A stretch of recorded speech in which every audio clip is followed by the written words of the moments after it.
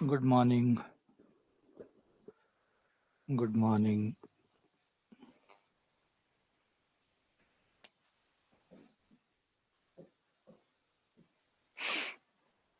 Good morning. Good morning. Good morning. Very good morning.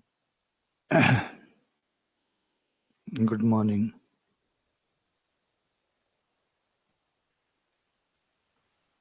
Good morning. Good morning. Radhe Radhe. Radhe Radhe.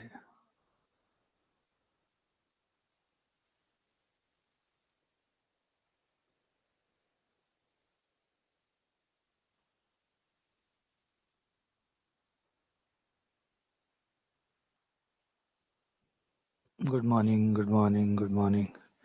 तो आज जो हम पढ़ने वाले हैं वो है रियल नंबर सिस्टम या system of real number. UG का टॉपिक है ये. हम वो 10th वाला टॉपिक नहीं पढ़ रहे क्योंकि मिलता जुलता नाम रहता है 10th में भी, क्योंकि जो ज़्यादातर जो भर्तियां होती है रेलवे की हो, एसएससी की हो, और जिन भर्तियों में नॉर्मली 10 तक का सिलेबस कवर होता है, जैसे आरपीसी सेकंड ग्रेड है, उसमें भी आपको ए रियल नंबर सिस्टम के नाम से एक टॉपिक मिलता है. एक्चुअली वो नंबर सिस्टम का होता है, बेसिक नंबर सिस्टम का जो है वो कोर्स होता है, जिसमें आप नंबरों को जोड़ना, घटाना, उनका शेषफल निकालना, इन सारी चीज़ों के बारे में पढ़ते हैं. लेकिन यहाँ पे हम वो नहीं करने वाले. हम यूजी लेवल पे आने वाले, ग्रेजुएशन लेवल पे आने वाले. तो कैसे नंबर जुड़ते हैं, कैसे घटते हैं, शेषफल क्या होता है, उसकी पावर करने पर क्या आएगा, वो चीज़ें हम यहाँ पे, लघुत्तम क्या होता है, महत्तम क्या होता है, महत्तम समावर्त्य, लघुत्तम समावर्त्य, हम उन नंबरों को यूज करना नहीं सीखेंगे. यहाँ पे हम सीखेंगे, खुद नंबरों को सीखेंगे कि नंबर क्या है. यहाँ जो हम सीखने वाले हैं वो नहीं सीखने वाले हैं जो आप लोग वहां पढ़ते हैं. यहाँ जो हम पढ़ने वाले हैं वो है खुद नंबर क्या है. हम फाउंडेशन पे जाने वाले हैं. उसका जो नींव है रियल नंबर सिस्टम की, उसकी नींव के ऊपर जाने वाले हैं. तो बहुत बेसिक, बहुत फाउंडेशनल क्लास ये रहती है, जिसमें आप एकदम जीरो से बात करना शुरू करते हैं. आप वहां से बात करना शुरू करते हैं जहां से आपको लगता है कि नंबर की उत्पत्ति हुई होगी. आप नंबर की उत्पत्ति से कहानी को शुरू करते हैं और नंबर सिस्टम को खुद को समझते हैं कि नंबर एक्चुअली खुद क्या है. हम इस बात पे काम नहीं करते कि नंबर कैसे काम करते हैं, क्या काम करते हैं. हमारा क्वेश्चन तो ये है कि नंबर खुद क्या है, और ये जो रियल नंबर सिस्टम है ये एक्चुअली आया कैसे, और ये कौन से सेट ऑफ रूल्स है, वो कौन से नियम है जिसकी ये पालना करता है. तो हम उसके जो फाउंडेशन की जो बात है, जो उसकी पूरी संरचनात्मक जो पूरा उसका ढांचा है, हम उसके ऊपर बात करने वाले हैं. यानी हम जीरो से बात करने वाले हैं. हम इसकी उपलब्धियों पे बात नहीं करने वाले.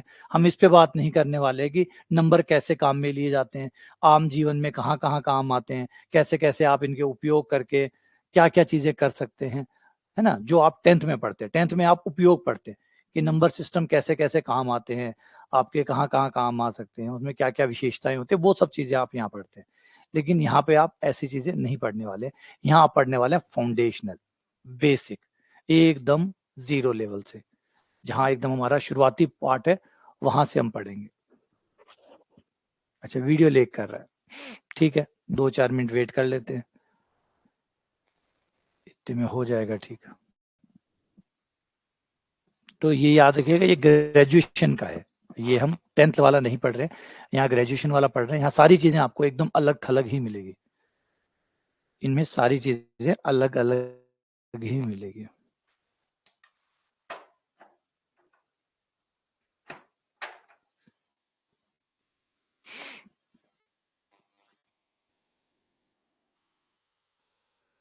ठीक है ना.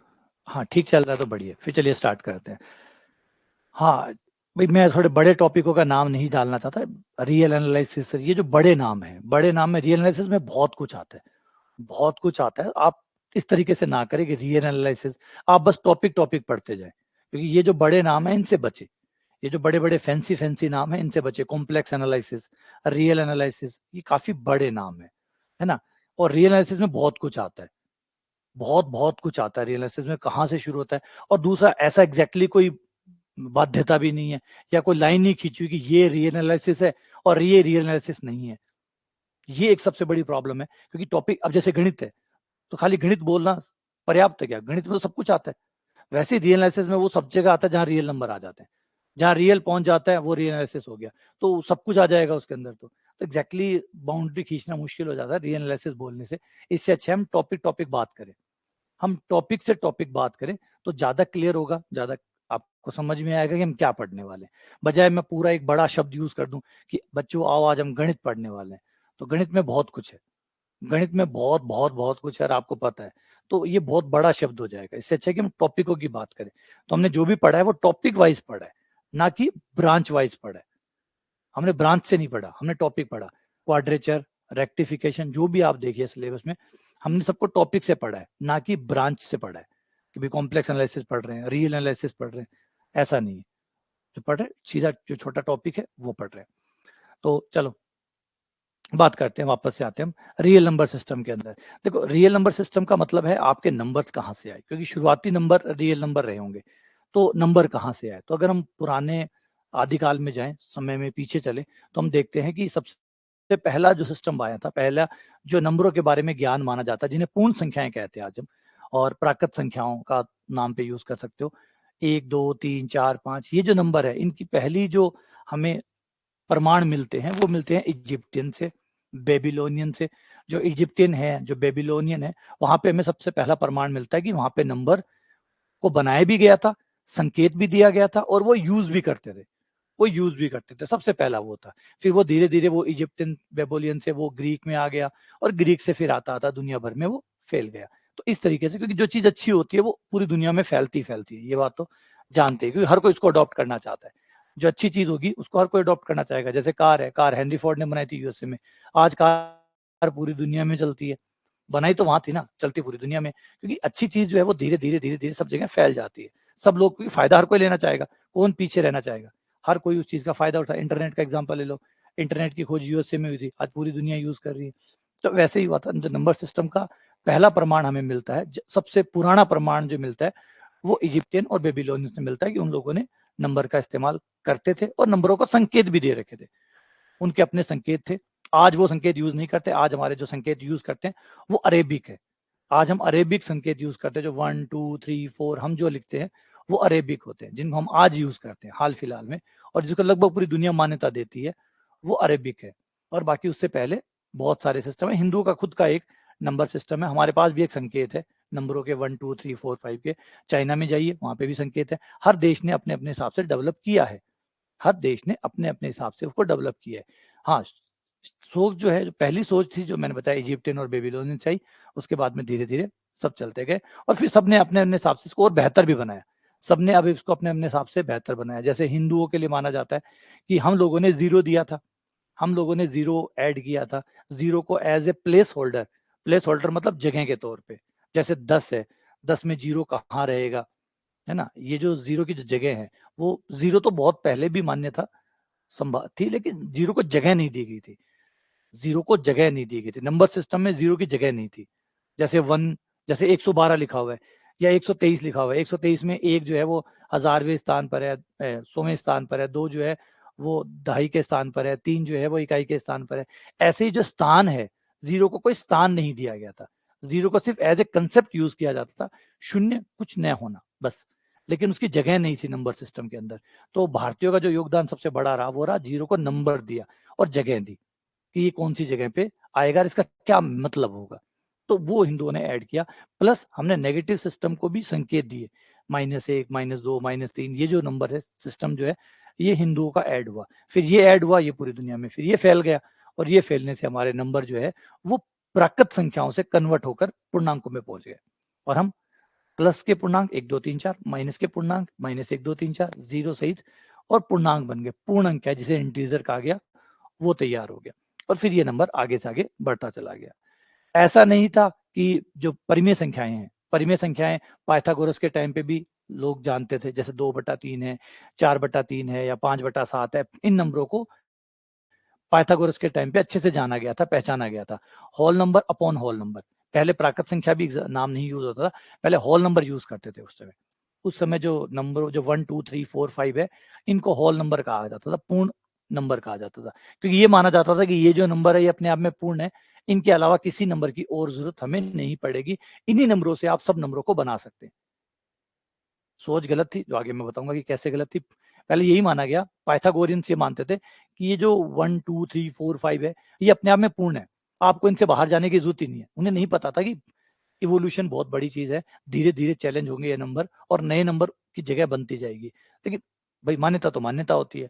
तो पाइथागोरियन जो थे वो मानते थे कि जो होल नंबर है, जो ये पूर्ण संख्याएं हैं, पूर्ण संख्या मतलब पूर्णांक नहीं, पूर्ण संख्याओं का मतलब 1 2 3 4 5 6, तो क्या 1 2 3 4 5 6 जो है ये अपने आप में पूर्ण है प्रकृति को समझाने के लिए।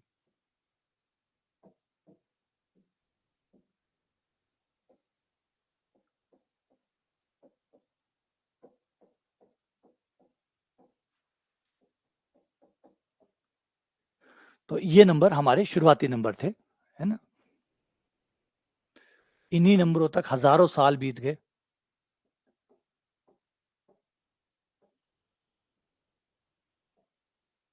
पूर्ण संख्या,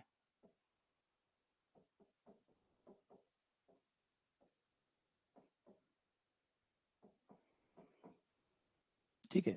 और जो पाइथागोरियन थे, पाइथागोरियंस कौन, जो पाइथागोरस को मानते थे, जो पाइथागोरस में बिलीव करते थे, पाइथागोरस के जो सिद्धांत है उनको मानते थे, उन्हें पाइथागोरियंस कहा जाता था।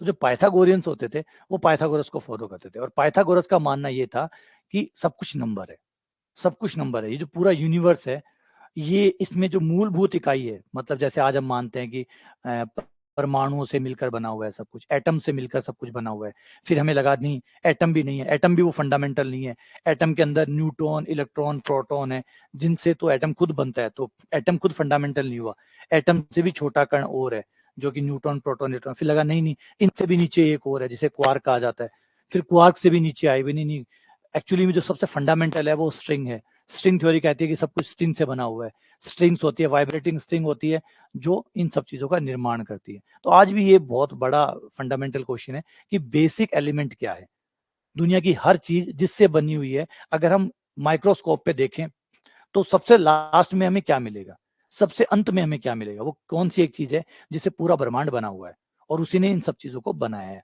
तो वो क्वेश्चन अभी भी वैसा ही है, और ये सदियों तक लोगों ने अलग अलग तरीके से ढूंढा है। और पाइथागोरियंस मानते थे कि नंबर्स बेस में फाउंडेशन जो है, इस ब्रह्मांड का जो फाउंडेशन है वो नंबर्स है, जो लास्ट ब्लॉक है जिससे ये दुनिया ब्रह्मांड बनता है वो नंबर्स है, और वो होल नंबर्स है। होल नंबर से पूरा ब्रह्मांड को आप समझ सकते हैं, समझा सकते हैं, और आपको किसी और की जरूरत नहीं पड़ेगी।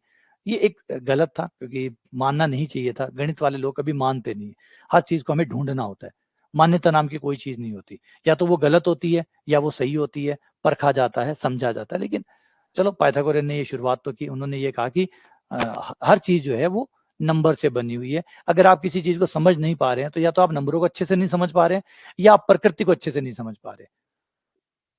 इसका मतलब था कि प्रकृति नंबर से ही बनी हुई है, बस आदमी की समझ इतनी विकसित नहीं हुई कि वो इन चीजों को समझ सके। अब इतनी बारीक बातें बताने वाले लोग खुद रिजिड थे, बड़े अजीब बात है बोलने वाला, जैसे कोई भ्रष्टाचार का एक राजस्थान में केस हुआ था जिसमें एक पहले भ्रष्टाचार विरोधी एक भाषण हुआ था, जिसमें उन्होंने भाषण दिया, उसके 1 घंटे बाद साहब जो है वो एसीबी द्वारा उसमें पकड़े जाते हैं, रिश्वत लेते पकड़े जाते हैं। तो सेम वही कहानी थी। तो पाइथागोरस थे जो मानते थे कि नंबर जो है उससे पूरा ब्रह्मांड बना है, यानी ब्रह्मांड के स्ट्रक्चर तक की बातें वहां हो गई थी। और वो खुद इस बात को नहीं मानते थे कि जो आपका डायगोनल होता है, अगर आप एक वर्ग लें,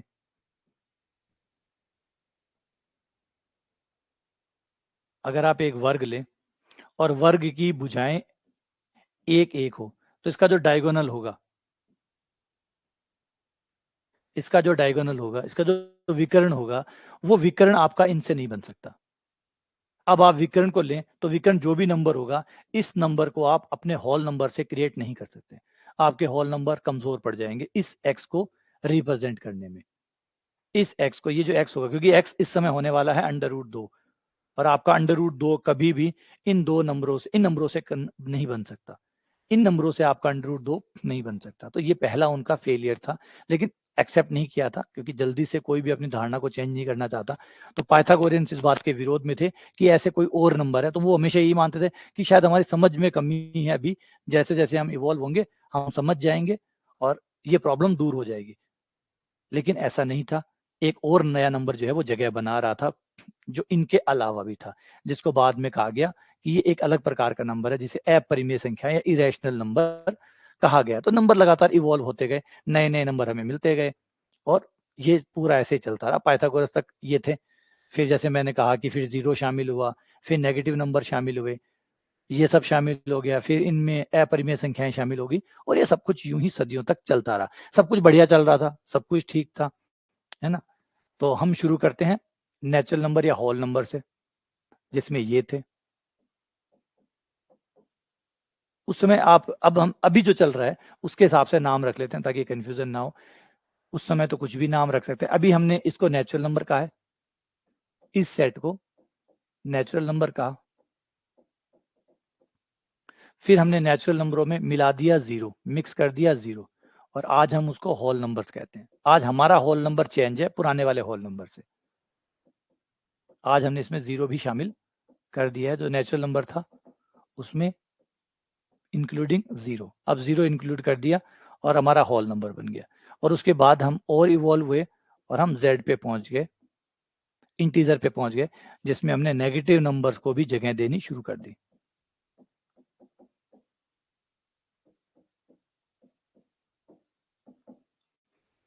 फिर उसके बाद में यहाँ पे हमारा एक सेट और बना जिसको हमने कोशेंट नंबर कहा। कोशेंट इरेशनल नंबर, जिसमें हमने whole number upon whole number, मतलब पूर्णांक बटा पूर्णांक टाइप के नंबर ले लिए, जिसमें क्यू जो है वो आपको जीरो नहीं लेना है बस, और आपके जेड में से आप नंबर लेके पी बटा क्यू कर दो। ये तक हमारे नंबर डेवलप हो गए। तो ये नंबर लगभग आप अगर जाएं 1400 1200 या 1400 के आसपास हम इतने तक शिक्षित हो गए थे, इतने तक समझ चुके थे। इवन हमने अंडर रूट 2 को भी अडॉप्ट कर लिया था। Under root 2 under root 3 adopt हो गए थे। प्रॉपर डेफिनेशन नहीं थी, लेकिन ये था कि क्यू के बाहर भी कुछ नंबर और है, क्यू के बाहर भी कुछ नंबर छूट रहे हैं जो क्यू के बाहर है। क्यू के बाहर है तो इनको क्यू डैश कहा गया। डैश का मतलब होता है बाहर। इन्हें क्यू डैश बोल दो या क्यू सी बोल दो, इसका मतलब कुछ नंबर ऐसे हैं जो क्यू से बाहर है। इन्हें ऐसे नंबर कहा। वो एक्स, वो नंबर जो क्यू में नहीं है, बस इनकी डेफिनेशन ये। इनकी डेफिनेशन क्या है? वो नंबर जो क्यू में नहीं है, जो नंबर क्यू में नहीं है बस वो क्यू डैश है। तो उस समय सिर्फ इतने ही परिभाषा हमारे लिए थी, क्योंकि पहले बात समझिए, आज इतना विकसित इंसान नहीं था कि उसके पास सुपर कंप्यूटर है, या आज जितना वो चीजें पढ़ सकता है, जितना बढ़िया माहौल है, पढ़ने वालों को अवार्ड दिया जाता है, सीखने वाले ढूंढने वालों को नोबेल प्राइज है, फील्ड प्राइज है दिया जाता है। समय वैसा नहीं रहा था। पहले समय क्या सोच सकते हैं कि आज से हजारों साल पहले लोग इस तरीके से मैथ्स को पढ़ते होंगे? एक कैरियर अपॉर्चुनिटी भी होती होगी, एक कैरियर भी होता होगा मैथ्स पढ़ने वालों का। तो उस समय ये नहीं था। तो उस समय जो भी विकास हुआ वो अपनी जरूरत के हिसाब से हुआ, जिसको जैसा लगा वो वैसा वैसा जरूरत हो गए। हजारों साल हमारे नेचुरल नंबरों के साथ बीत गए, हजारों भी शायद उससे भी ज्यादा साल हमारे नेचुरल नंबरों के साथ बीते हैं, क्योंकि नेचुरल नंबर से ऊपर जाने की जरूरत ही नहीं पड़ी। करते क्या थे? करते क्या थे? या तो अपना कुनबा गिनता था, कोई अपना फैमिली, अपना परिवार, अपना जो कबीला है उसमें कितने लोग हैं, क्योंकि शिकार खेलने जाते थे। और शिकार खेलने जाते थे तो सुबह कितने लोग बाहर निकले, वापस कितने आए, ये ज्यादा इंपॉर्टेंट था। कि कहीं कोई शिकार करने गया, कहीं कोई शिकार तो नहीं हो गया, तो कितने लोग कबीले से बाहर गए और कितने लोग कबीले में वापस आ गए, ये गिनना होता था। या जब जानवरों का शिकार करते थे तो आपने कितने लोगों का शिकार, कितने जानवरों का शिकार किया, उनको काउंट करना होता था। फिर मानव सभ्यता जब विकसित हुई, जब हमने जानवरों को एक साथ मारने से बेहतर सोचा कि क्यों नहीं इनका दोहन किया जाए। जानवरों को मारेंगे तो एक ही बार चलेगा, और अगर पालेंगे तो ये बार बार हमें बेनिफिट देगा। जैसे सोने के अंडे वाली मुर्गी वाली कहानी है, मुर्गी को मार लोगे तो एक बार में खत्म हो जाएगी, नहीं मारोगे तो डेली एक अंडा देगी। तो वही सोच हमें विकसित हुई, हम समझदार हुए, इसे समझदारी कहते हैं। हमने जानवरों को मारने के बजाय उन्हें पालना सीखा, क्योंकि मारने से वो एक बार में खत्म हो जाएंगे, पालेंगे तो हमें बार बार वो चीजें देते रहेंगे, है ना। धीरे धीरे हम लोग इवॉल्व हुए, हम जानवरों को पालना शुरू किया, उनसे हमें चीजें मिलने लगी, ठीक है। हमने खेती बाड़ी करनी शुरू की, ये धीरे धीरे हमारा विकास का क्रम हुआ। जब हमने जानवरों को पालना शुरू किया तो हमारे पास फिर एक प्रॉब्लम आई कि जानवरों को गिनना भी तो होता है कि कितने जानवर जो है वो आपके अस्तबल में, या जो भी आप जानवरों के लिए जो आपने बना रखा है, घोड़ों के लिए जैसे अस्तबल होता है, वैसे भी गाय भैंसों जो बांधने के लिए आपने जो बनाया होगा, उसमें भी आप जानवरों को बाहर छोड़ते होंगे। तो बाहर जब छोड़ते होंगे तो वापस जब जानवर आते होंगे, तो जब छोड़े थे तो कितने जानवर थे, वापस आए तो कितने जानवर थे। तो शुरुआत में आपके नंबरों का खेल बस इतना ही रहा होगा, नंबरों का खेल आपका इतना ही रहा होगा। उससे आपका काम चल जाता था, क्योंकि जानवर पालने थे, जानवरों का शिकार करना था, इससे आपका काम चल रहा था। धीरे धीरे जब मानव सभ्यता विकास विकसित हुई विकसित हुई तो आपको जरूरत पड़ने लगी, आप एडवांस होने लगे, तो जीरो की जगह है जब आदमी ने सोचना शुरू किया, जब आपने दर्शन का शुरू किया, जब उसका पेट भर गया, वो खाली बैठा तो उसके अंदर विचार आए कि भाई जब कुछ भी नहीं होगा तो उसको क्या बोलेंगे, तो शून्य का आविष्कार हुआ, फिर शून्य ऐड हो गया, फिर शून्य के बाद में जब व्यापार बढ़ा तो माइनस की जगह आने लगी, है ना, 2 बकरियां दे दी, 2 बकरियां ले ली, तो देना और लेने को प्लस माइनस से डिनोट करने लगे, फिर नंबर्स नेगेटिव नंबर्स की क्रिएट हो गए। फिर आपके बांटने का जब आया, जब बंटवारा शुरू हुआ कि भाई इतनी चीजें, मान लो मिल के खेती कर रहे थे, अब मिल के खेती कर रहे थे, 3 लोग हैं जो मिल के खेती कर रहे हैं, और खेती करने के बाद में इतना धन हुआ या इतना अनाज हुआ, तो इतना धान जो हुआ, उस धान को आप कैसे बांटेंगे, तो जब बांटने की जरूरत आई तो आपका क्यू आ गया, क्यू ने बांटना शुरू कर दिया, तो वहां तक जैसे जैसे आपको जरूरत पड़ती गई आप नए नंबर क्रिएट करते चले गए। लेकिन बात शुरू हुई फिर आगे, जब आपका बेसिक काम होने लग गया, इसमें कोई दिक्कत नहीं थी, लेकिन चुनौती आने लग गई आपके बौद्धिक पे स्तर पे। बौद्धिक स्तर मतलब ऐसा कि अगर आपका एक वर्ग है और उसकी दोनों भुजाएं, वर्ग चारों भुजाएं बराबर होती है, अगर भुजा एक हो तो विकर्ण कितना होगा, विकर्ण आपका क्यू में नहीं मिल रहा था, ऐसा नंबर आ रहा था जो क्यू में नहीं है, पी बटा क्यू में नहीं बन सकता, फिर आपने इसे एक नए नंबर के तौर पे और जगह दे दी जिसको इरेशनल नंबर कहा गया, और आपको लगा कि चलो फाइनली झंझट छूटा और हमारा काम यहाँ पे पूरा हो गया। अब हमारे पास हमें लगा कि भाई 2 ही प्रकार के नंबर होते हैं, या तो नंबर क्यू में चला जाता है और या नंबर क्यू से बाहर चला जाता है, बस क्यू और क्यू से बाहर, यानी ये मिलाकर हमारे कुल नंबर होंगे, टोटल नंबर ये होंगे, या तो क्यू में आ जाएगा, नहीं आ पाया तो क्यू से बाहर चला जाएगा, बस इन नंबरों को मिला के हमने कहा द रियल नंबर।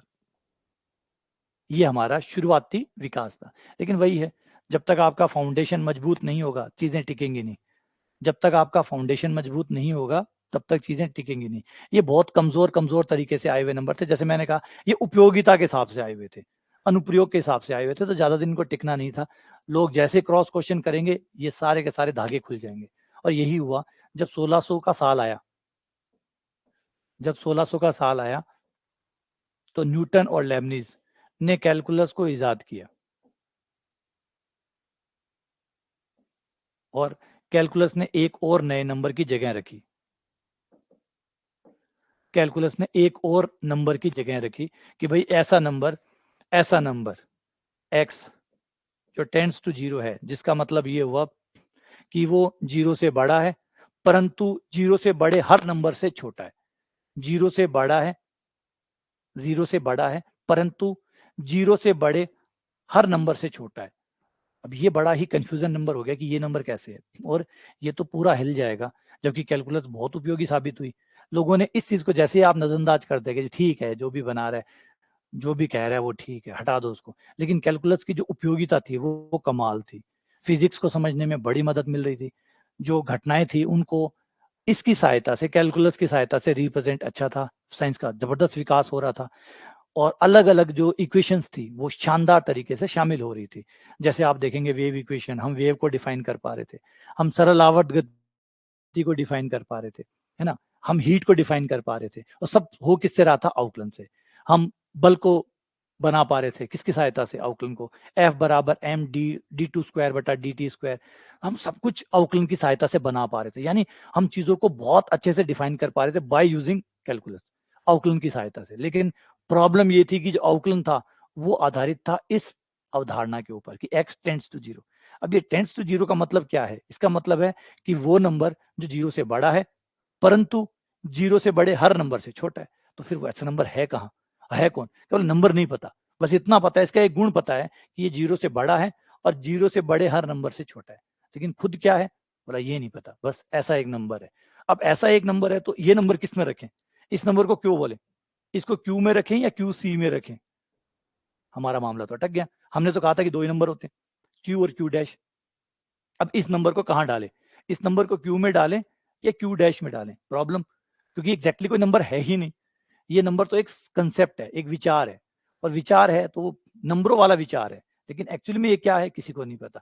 तो x टेंड्स टू जीरो है, अब इसका क्या करें, तो इसके लिए कोई जगह यहाँ पे हमें समझ में नहीं आ रही थी, हम चुनौतीपूर्ण स्थिति में पहुंच गए थे। तो ये लगा कि ये दिक्कत है, लेकिन जैसे मैंने कहा कि कैलकुलस को अब हटाया नहीं जा सकता था, कैलकुलस को अब हटाया नहीं जा सकता था, कैलकुलस कमाल कर रहा था, चमत्कार कर रहा था। जैसे आप एक नया खिलाड़ी को लेते हैं और नया खिलाड़ी आपका कमाल करे जा रहा है, जबरदस्त खेले जा रहा है, अब उस खिलाड़ी को हटाया नहीं जा सकता, उसको रखना ही पड़ेगा। अब उसके लिए जगह बनाओ, कैसे भी बनाओ उसके लिए जगह बनाओ। तो अब इसके लिए जगह बनाने की जद्दोजहद शुरू हो गई कि भाई इसकी जगह कैसे बनाई जाए, इसको कैसे किया जाए। तो फिर शुरू हुआ 1800 का साल, और 1800 के आसपास हमारे बहुत सारे गणितज्ञ पहुंचे, जो एडवांस मैथमेटिशियन थे वो पहुंचे। उसमें से सबसे फेमस जो थे वो थे, प्रोमिनेंट जिनको कहा जाता है, बहुत कमाल का मैथमेटिशियन कहा जाता है, वो थे हल्बर्ट, डेविड हल्बर्ट। डेविड हल्बर्ट इस चीजों से बहुत परेशान हुए। उन्होंने कहा यार ये तो मतलब कोई रूल बुक तो होनी चाहिए, हमारी गणित की कोई रूल बुक तो होनी चाहिए कि भाई क्या है नेचुरल नंबर, क्या है पूर्ण संख्याएं, है क्या ये, हमें डिफाइन तो करो। तो कोई आएगा ऐरा गैरा कुछ भी बना के चला जाएगा और फिर हम उसके लिए जगह बनाते चलेंगे।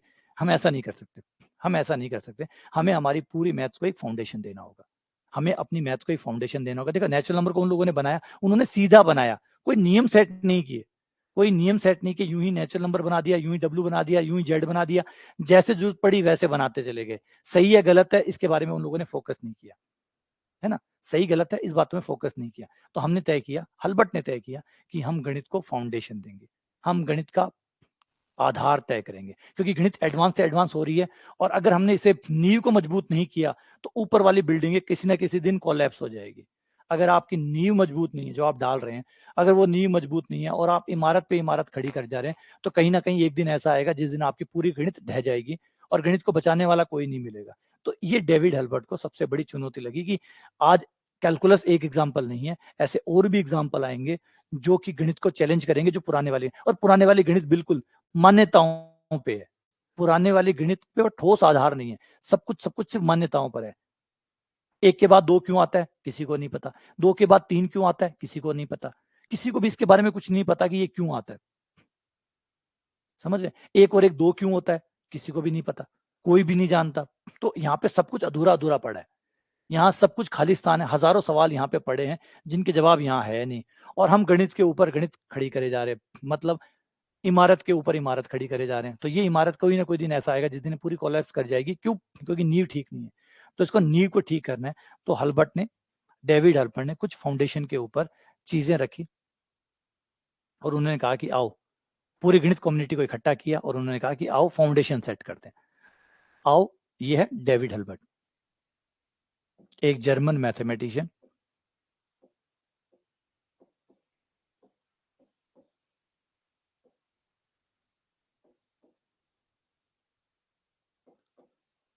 जीनियस माना जाता है इनको, उस समय के सबसे one of the finest mathematician में से एक माना जाता है अल्बर्ट को। तो ऑब्वियसली बात है फाइनेस्ट थे, तो उन्होंने यही कहा कि भाई आ जाओ, सारी गणित कम्युनिटी को इन्होंने बुलाया, कॉन्फ्रेंस करवाई, बोला आओ, और मैं आपको बता रहा हूँ कि गणित जो है वो ज्यादा दिन टिकने वाली नहीं है, थोड़े दिनों में ये पूरी बिखर जाएगी। क्यों, क्योंकि चुनौतियों पे चुनौतियां मिल रही है, फाउंडेशन इसका सेट नहीं है, कोई फाउंडेशन नहीं होने की वजह से लोग इलीगल कुछ भी बना रहे हैं, कुछ भी करे जा रहे हैं, कुछ भी तैयार हो रहा है, ये चीजें ज्यादा दिन टिकेगी नहीं। जैसे फॉर एग्जाम्पल संविधान को समझो, संविधान क्या है, संविधान क्या है, हजारों साल, भारत तो हजारों सालों से था, आज भारत भारत हो चाहे ना हो, चाहे किसी और नाम से हो, ये जमीन तो हजारों सालों से थी, हजारों सालों से थी। तो कभी यहाँ पे मुगल रहे, कभी मुगलों से पहले भी बहुत लोग रहे, अंग्रेज रहे, हजारों चीजें यहाँ पे हुई है।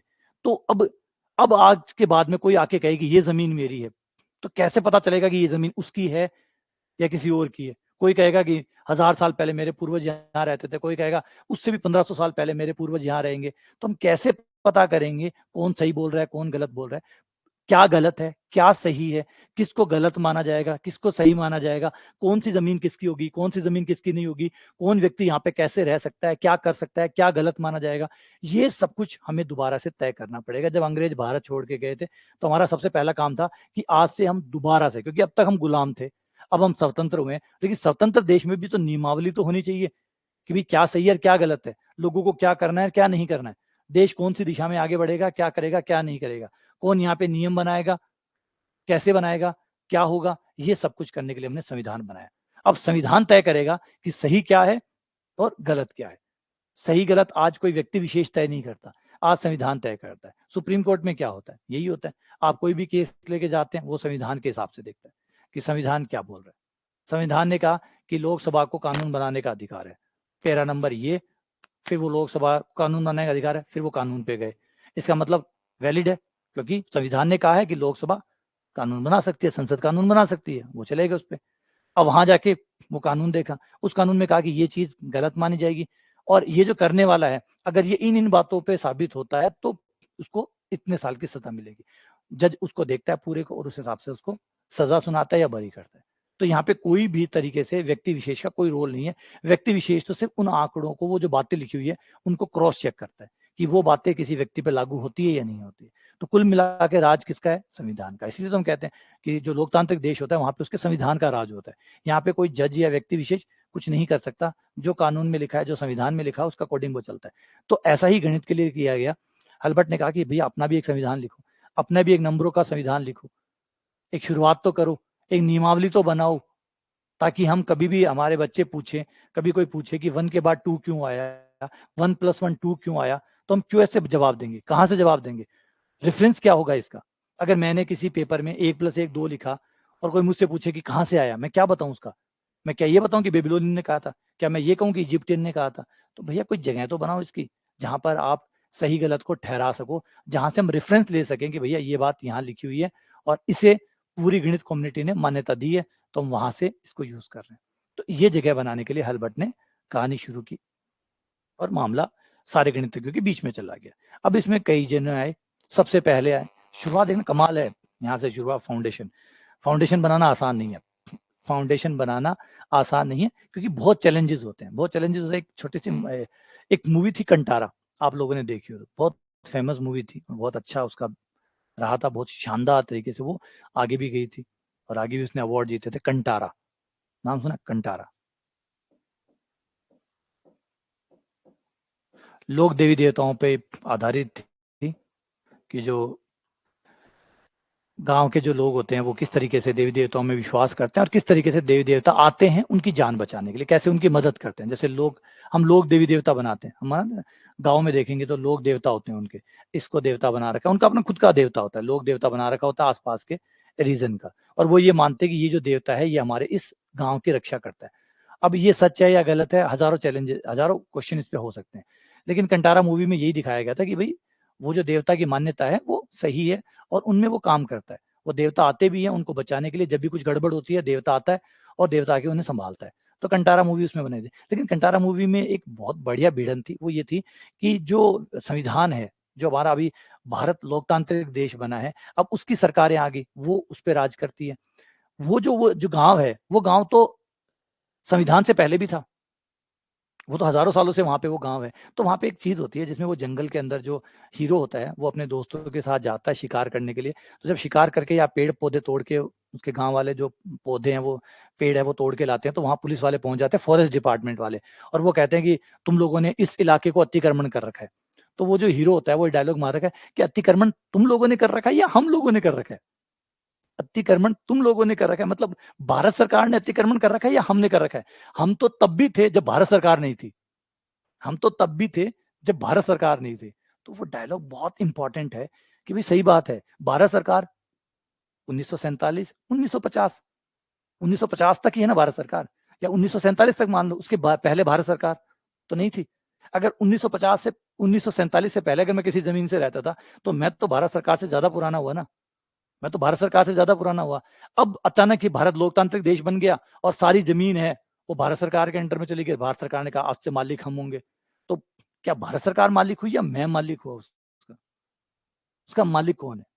तो ये एक बड़ा आप उससे क्वेश्चन बना सकते हैं कि शानदार क्वेश्चन है कि भाई हाँ, मैं तो भारत सरकार से पहले ही रहता हूँ जमीन पे, उस जमीन पे मैं तो भारत सरकार से पहले ही रहता हूँ। भारत सरकार तो मेरे बाद में आई है। कल मेरे पड़ोस में कोई आएगा, वो आके कहेगा इस ये जो आपकी जमीन है ये मेरी है। क्यों? अरे तेरे से पहले मैं यहाँ आया हूँ, तेरे से पहले मैं रह रहा हूँ। आज तू कह रहा है कि नहीं ये तो मेरा है। तो वो कहानी बनाती कि लेकिन बात वही है कि अगर आप सोचो कि वो गलत है कि भाई नहीं भारत सरकार पहले नहीं है, उन लोगों का जो खेत है, उन लोगों का जो गाँव है वो पहले है, भारत सरकार बाद में। लेकिन अगर ऐसा हम करेंगे तो फिर हम लोगों को एक नियमों में नहीं बाँध पाएँगे, पूरे देश को एक नियम में नहीं बाँध पाएँगे। तो कहीं तो नियमों की स्टार्ट करना पड़ेगा, कहीं तो नियमों से स्टार्ट करना पड़ेगा कि भाई ये नियम है, ये सारे देश पे लागू होंगे, क्योंकि हमें अब एज़ ए कंट्री रहना है। आज हमें एज़ ए एक कंट्री के तौर पे रहना है, तो हमारे लोगों के नियम होने चाहिए, जिससे सही गलत को पहचाना जा सके। कहीं से तो शुरुआत करनी पड़ेगी, वो बात भी सच है। तो है ना? सरकारें भी बनाई किस लिए गई है? भला करने के लिए तो बनाई गई है, लूट-पाट करने के लिए थोड़ी बनाई है। कर रहे हैं वो अलग बात है, लेकिन मकसद तो यही था कि लोगों की मदद की जाए, लोगों को रहना सिखाया जाए, लोगों को व्यवस्थित किया जाए, सबको न्याय मिले, समानता मिले, यही तो उद्देश्य है। उद्देश्य तो यही था। तो बात वही है, तो कहीं से तो नियम शुरू होंगे। अब ये मत सोचना कि अल्बर्ट जो बनाएँगे वो लगभग 1900 के आस-पास चल रहा है, ये 1930 के आस-पास का समय है, जिस समय हम नियमों को, रियल नंबरों को दोबारा से परिभाषित कर रहे हैं। अब आप कहोगे ये तो हज़ारों साल पहले बेबीलोनियन ने खोज दिए थे, बिल्कुल खोज दिए थे।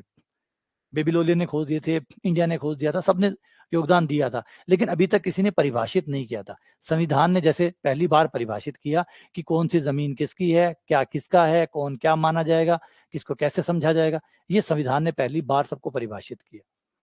तो वही बात यहाँ पे शुरू होगी। कौन भारतीय होगा, कौन भारतीय नहीं होगा, कौन भारतीय होगा, कौन भारतीय नहीं होगा, ये संविधान ही बताता है। तो ये सब चीज़ें परिभाषित करने की ज़रूरत होगी कि नंबर सिस्टम का भी एक संविधान बने। तो हल्बर्ट ने ये रखा कि भई नंबर सिस्टम का होना चाहिए, लेकिन यहाँ पे भी मामूली बात तो थी नहीं। फिर लोगों ने प्रयास करने शुरू किए, बहुत सारे लोग आए जिन्होंने अपने-अपने तरीके से शुरू किया। सबसे पहले पीनो आए, पीनो।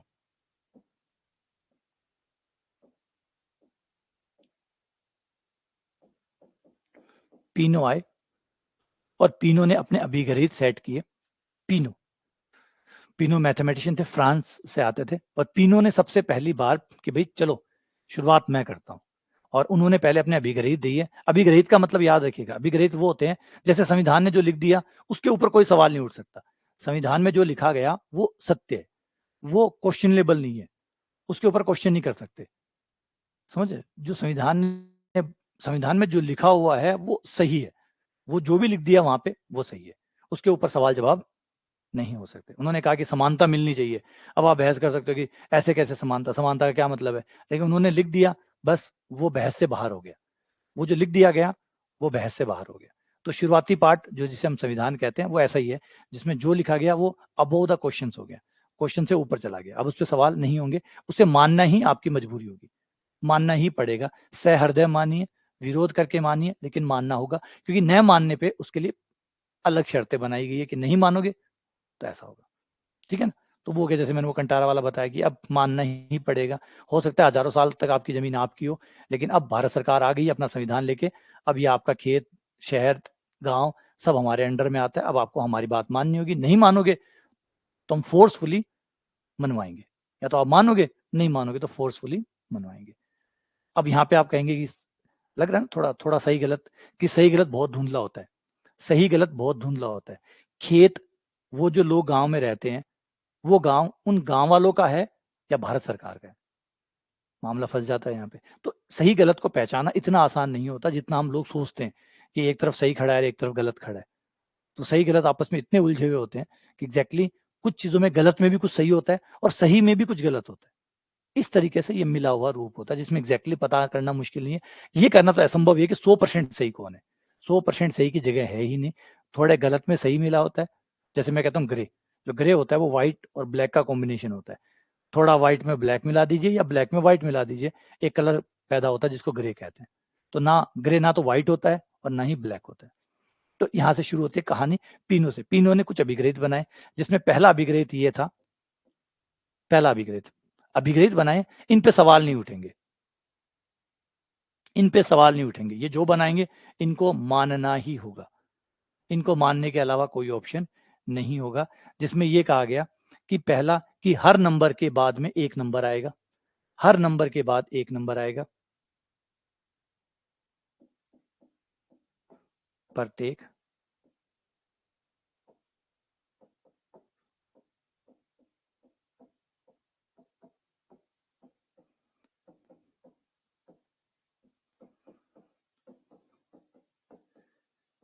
एक संख्या होगी।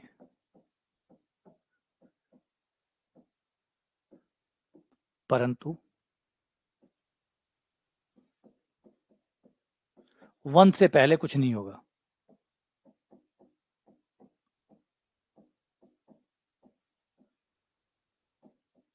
1 की उत्पत्ति किसी से नहीं होगी। 1 की उत्पत्ति किसी से नहीं होगी।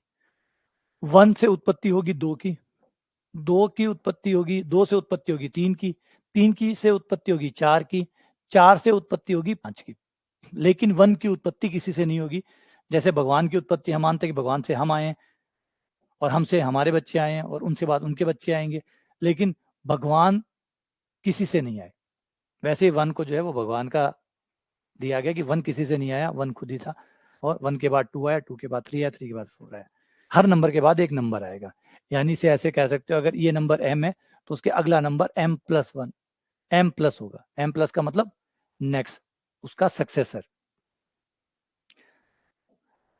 दूसरा नियम ने ये बांधा कि भाई अगर m के बाद m+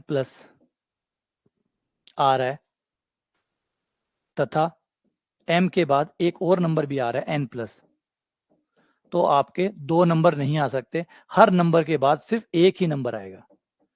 हर नंबर के बाद सिर्फ एक नंबर आएगा। हर नंबर के बाद सिर्फ एक नंबर आएगा, 2 नंबर नहीं आ सकते। हर नंबर के बाद एक ही नंबर आएगा, 2 नंबर नहीं आ सकते। जैसे 1 के बाद 2 ही आएगा, बस 2 आ गया, कोई भी है वो आप नाम 2, 3 जो भी आपको रखना चाहे, चिंटू, बंटी, विनोद, विजय, कुछ भी रख लो।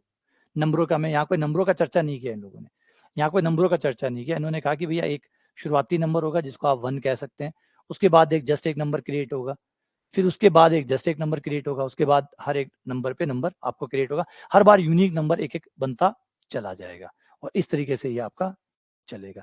तो ये पियानो के एग्जाम थे। इस एग्जाम से उन्होंने सबसे पहले नेचुरल नंबर की शुरुआत की कि भाई नेचुरल नंबर में कोई पूछे कि भैया 1 के बाद 2 क्यों आया, तो आप पियानो का एग्जाम बता सकते। पियानो ने कहा था, है ना, पियानो एंड पीनो ने कहा था कि भाई 1 के बाद 2 आता है, इसलिए 1 के बाद 2 आता है ना। अजीब बात है, लेकिन ये जैसे मैंने कहा ना कि ये जमीन किसकी, भारत सरकार कह रही है। कोई पूछे भारत सरकार ने किसको कहा, भारत सरकार ने ये अधिकार किसने दिया, बोले भारत सरकार ने, भारत सरकार को किसी ने नहीं दिया, भारत सरकार के कुछ लोग बैठे और उन्होंने कानून बना लिया।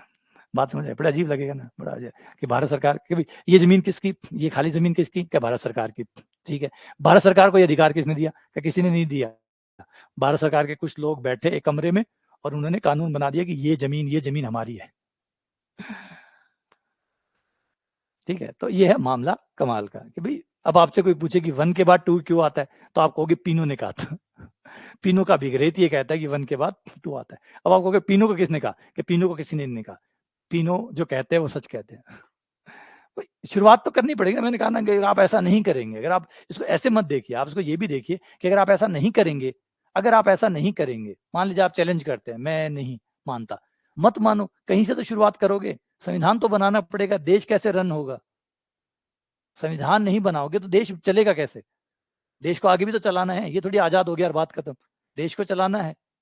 वो जो खाली जमीन है वो किसी के नाम तो चढ़ाओगे। वो जो खाली जमीन होगी जिसका कोई मालिकाना हक नहीं दिख रहा होगा, वो किसी के नाम, हाँ विरोध हम कम करेंगे। अंग्रेजों के टाइम में जब संविधान बना था तो यही कहा था कि अंग्रेजों ने या महाराजाओं ने जिसको जो जमीन दे दी वो जमीन उसी की है, उस पर भारत सरकार अपना हक नहीं जताएगी। लेकिन जो खाली जमीन है जो किसी को आवंटित नहीं की गई है वो भारत सरकार की होगी। ऐसे हुआ, ये बेटर है। ऐसा नहीं कि हमको, मैं ये सब बताने कि विरोध करने की कोई नहीं है हमारी। नेचुरल रिसोर्सेज पे सब पे भारत सरकार का अधिकार होगा, जैसे पानी है, पहाड़ है, नदियां हैं, पेड़ पौधे हैं, इन सब पे भारत सरकार का अधिकार होगा। तो नियम तो बनाने ही पड़ेंगे, कोई ना कोई तो नियम बनेंगे। नियम नहीं बने बिना आप कैसे तय करेंगे कि सही क्या है गलत क्या है। तो गणित ने भी यही शुरुआत की कि भाई एक नियमावली तो बनाओ, एक नियमावली तो बनाओ, तो ये नियमावली बन गई। तो इस तरीके से तीनों आ गए। लेकिन गणित जो है वो हमेशा चुनौतियों से तैयार होती है। गणित हमेशा चुनौतियों से तैयार होते हैं। तीनों ने अभिग्रहित बनाए और अभिग्रहित लाके तीनों ने पकड़ा दी कि लो आज के बाद में सारे सवाल खत्म, आज के बाद सारे सवाल खत्म, ये मेरे अभिग्रहित पकड़ा देना। और कोई पूछे, बच्चा कोई पूछे कि 1 के बाद 2 क्यों आया, तो बता देना तीनों का अभिग्रहित नंबर 1। कोई पूछे 2 के बाद 3 क्यों आया, तीनों का अभिग्रहित नंबर ये। तो अभिग्रहित ले आना और उसको समझा देना। लेकिन ज्यादा दिन टिकने वाली नहीं थी ये बात। हल्बर्ट ने जो मीटिंग बुलाई थी, उसमें बहुत जबरदस्त उस टाइम के जो मैथमेटिशियन थे उनको बुलाए थे। और हल्बर्ट ने अपने एक स्टूडेंट थे जिनका नाम था जॉन वोन न्यूमैन को भेजा कि भाई ये कॉन्फ्रेंस हो रही है, इस कॉन्फ्रेंस में तुम जाओ और इस बात को और बुलंदी से रखो। एक अलग कॉन्फ्रेंस थी जिसमें उन्होंने भेजा जॉन वोन न्यूमैन को कि यार तुम जाओ और ये बात तुम उन लोगों के सामने रखो कि मैंने एक मीटिंग करवाई है, उसका जो पॉइंट्स थे, जो माइन्यूट्स थे, वो उन लोगों के सामने भी तुम रखो और फाउंडेशन की चर्चा करो कि हमें एज ए गणितज्ञ हमारी रिस्पॉन्सिबिलिटी बनती है कि हम भी गणित का एक संविधान तैयार करके जाएं। तो जॉन न्यूमैन को वहां भेजा। जब वॉन न्यूमैन को वहां भेजा तो वहां पे एक 25 साल का एक लड़का मिलता है जिसका नाम था गोडेल, कर्ल गोडेल।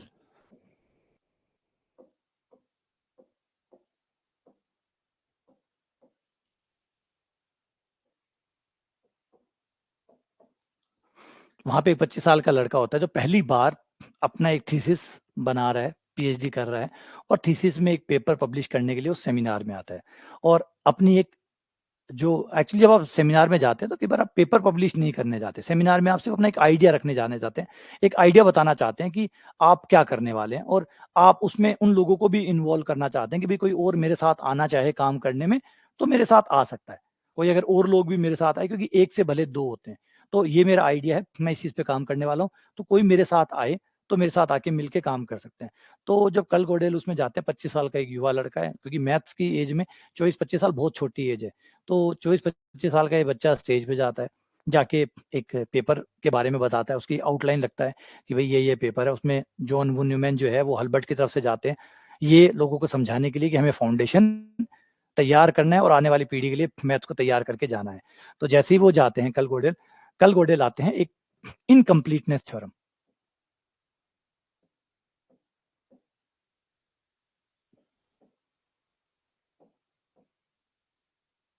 इनकम्प्लीटनेस थ्योरम जो बहुत चर्चा में आती है, और गोडेल जो है वो हीरो बन जाते हैं। इन्होंने कहा कि मैथ्स कभी भी कंप्लीट नहीं हो सकती, maths can not be A complete system, maths कभी भी एक कंप्लीट सिस्टम नहीं हो सकती।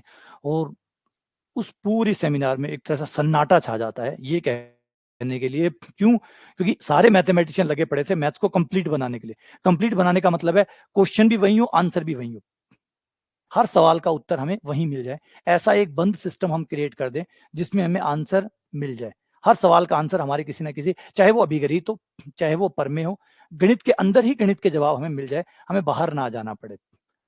इस तरीके का सिस्टम की चर्चा चल रही थी और गणित को पूरा करने की कोशिश की जा रही थी। लेकिन कर्ट गोडेल जो है वो थ्योरम लेके आया था इनकम्प्लीट थ्योरम, और उन्होंने अटैक किया पीनो के अभिगणित पे, पीनो के जो अभिगणित थे उन पे अटैक किया, इन्हीं पे। बोला कि आप इसको कंप्लीट मानते हैं, आप इसको कंप्लीट मानते हैं कि अपने आप में पूरे नहीं, ये एक दूसरे को काट रहे हैं, एक दूसरे को काट रहे हैं। जैसे आपसे पूछा जाए कि मुर्गी पहले आई कि अंडा पहले आया, तो आप कहोगे मुर्गी पहले आई, इतने में वो कहेगा अच्छा मुर्गी पहले आई, बिना अंडे के कैसे आई? हाँ अंडा पहले आया, अच्छा अंडा पहले आया, तो बिना मुर्गी के कैसे आया? तो इसका मतलब है कि आपने, आपसे मैंने पूछा कि राम का घर कहाँ है, तो आपने कहा श्याम के सामने। फिर मैंने पूछा श्याम का घर कहाँ है, कि राम के सामने। तो क्या अपने आप में ये कंप्लीट सिस्टम है?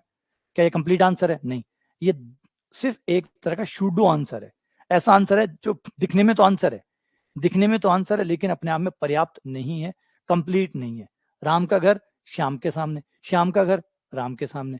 अब ना तो आपको राम पता ना आपको श्याम पता, आंसर तो मिल गया, लेकिन ये आंसर अपने आप में कंप्लीट नहीं है। तो कुछ ऐसे ही आंसर आप क्रिएट कर रहे हैं जहां पे आपका क्वेश्चन दूसरा आंसर क्रिएट कर रहा है, दूसरा आंसर उसी क्वेश्चन से आंसर दे रहा है, तो वो क्रॉस हो गया है, वो कट रहा है, इसका मतलब आप कंप्लीट नहीं कर सकते। और उन्होंने ये कहा, इस थ्योरम को इन्होंने इस तरीके से रखा कि भाई आप कभी भी मैथ को कंप्लीट नहीं कर सकते, यानी फाइनली आपके पास ओपननेस मैथ्स में रहेगी रहेगी, मतलब आप जब भी जाके कोशिश करेंगे मैथ्स को कंप्लीट करने की कि यहाँ आपके सारे उत्तर मिल जाए, तो नहीं, तब आपके जो रेफरेंसेस है वो एक दूसरे को काटेंगे। ए कहेगा आंसर बी है और बी कहेगा मेरा आंसर ए है ना? समझे बात को? दो व्यक्ति खड़े हैं, एक व्यक्ति कह रहा है कि भाई मैं बेगुनाह हूं, बी से पूछ लो, बी कह रहा हाँ बिल्कुल ये बेगुनाह है। और फिर बी से कहा अच्छा तुम बताओ तुम बेगुनाह कैसे हो, ए से पूछ लो, ए से पूछ लो। तो ए बी की गवाही दे रहा है, बी ए की गवाही दे रहा है, बेगुनाह होने की गवाही ए बी की दे रहा है, बी ए की दे रहा है, दोनों मिलकर चोरी कर रहे थे, दोनों मिलकर चोरी कर रहे थे, बिल्कुल बेगुनाह है मैं कहता हूँ। तो चलो ठीक है ये बेगुनाह है, तुम बताओ तुम बेगुनाह क्यों हो, पूछ लो उससे ए से पूछ लो, तो ये कहता हाँ बिल्कुल बेगुनाह है, कुछ नहीं किया इसने, मैंने देखा है। तो कहानी ऐसी थी कि आपने ऐसे रेफरेंसेस क्रिएट कर दिए जिसमें आपका सेल्फ आंसर है, सेल्फ आंसर है, मतलब अपने आप को स्वयं भू घोषित कर रहे हैं वो नियम, जिससे कोई भी नतीजा नहीं निकलता है। और ये थ्योरम फिर इनकम्प्लीटनेस थ्योरम बनती है। उसके बाद में जॉन वू न्यूमैन जो होते हैं वो हल्बर्ट को एक लेटर भेजते हैं कि भैया आपकी जो कवायद थी वो सारी खत्म हो गई है, एक बच्चे ने बेड़ा गर्क कर दिया सारा। गोडेल बहुत कमाल थे, बहुत बहुत जबरदस्त मैथमेटिशियन थे ये, कमाल के लॉजिशियन थे एक तरह, लॉजिक पे इनकी बहुत पकड़ थी।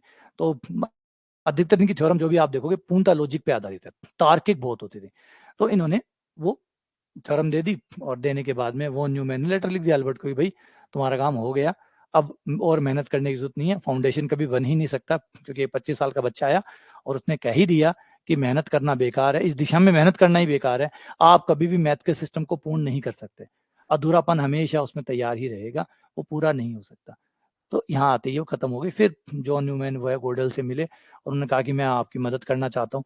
गोडेल ने कहा कि मदद करने की जरूरत ही नहीं है, क्यों कि मैंने ये थ्योरम पूरी कर ली है, मैं तो सिर्फ सेमिनार में गया था बताने के लिए कि भी ऐसा ऐसा करने वाला हूँ, कोई मुझे जरूरत नहीं थी, बाह्य मदद की जरूरत नहीं थी, मैं तो सिर्फ अपना प्रेजेंटेशन देने गया था, जनता को बताने गया था लोगों को कि भी ये काम मैं कर रहा हूँ, मैं ऑलरेडी इसको कंप्लीट कर चुका हूँ और पब्लिकेशन के लिए मैंने इस थ्योरम को भेज दिया है। तो ये थे कमाल के गोडेल। तो इनके बाद में इनकम्प्लीटनेस थ्योरम आ जाती है और ये चीज रुकती नहीं है और ये फिर आगे भी चली जाती है। फिर हम आते हैं सेट थ्योरी के ऊपर। लेकिन ऐसा नहीं था, अभी भी ये मत मानिएगा कि मैथ्स कंप्लीट नहीं है, ऑब्वियसली बात है कंप्लीट नहीं हो सकती, लेकिन फिर भी एक शुरुआती चीज, जैसे मैंने कहा कि संविधान से आपके सवाल खत्म नहीं हो गए, लेकिन संविधान से आपके काफी सारे आंसर मिल गए कि एटलीस्ट सही गलत संविधान में जाके तो देख लेंगे।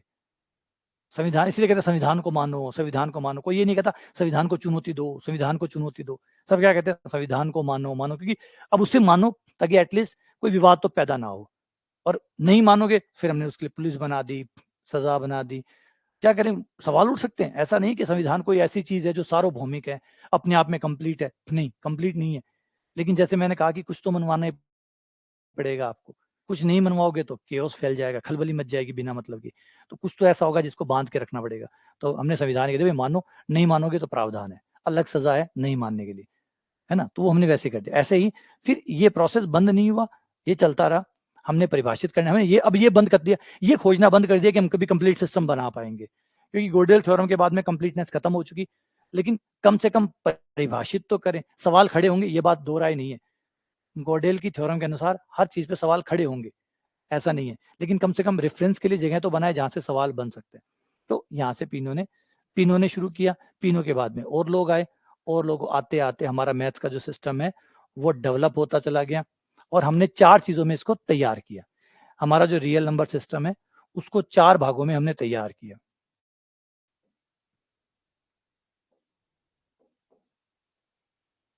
चार अभिग्रहित हमने यूज किए जिससे पूरा रियल नंबर सिस्टम को सही ढंग से परिभाषित किया जा सकता है। सबसे पहला आया प्रसार अभिग्रहित। अभिग्रहित है ये, इन पे सवाल नहीं उठेंगे, इन पे सवाल नहीं उठेंगे। प्रसार अभिग्रहित। दूसरा क्षेत्र अभिग्रहित।